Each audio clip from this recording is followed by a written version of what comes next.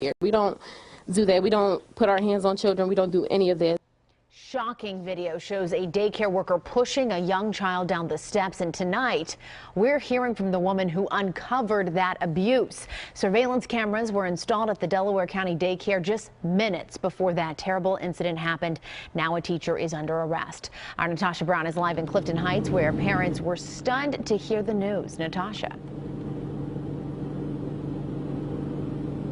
Well, Child Care of the Future Daycare Center here behind me had just installed 8 new surveillance cameras just before this happened. And for some parents, it wasn't a moment too soon. It still hurts me. Just seeing a video, when I saw it air, I'm just like, wow.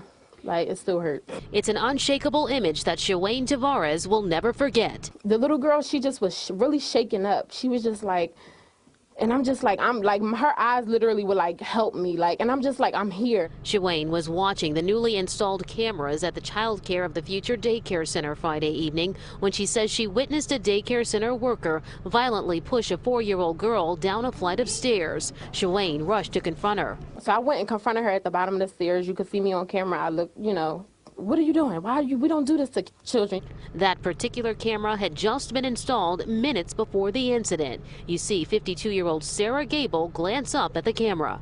And now she catches herself. The disturbing surveillance video has now led to her firing and arrest. I think it's every parent's nightmare that sends their children to daycare. That's the first thing. I would make sure that if I were sending my child to it, that it was videoed exactly the way it is here now. We were allowed inside to get a glimpse of the stairwell and the impact the frightening fall must have had on a fragile 4-year-old. The child returned to the daycare center the next day with images of the fall still fresh in her mind. She was a little scared of the steps.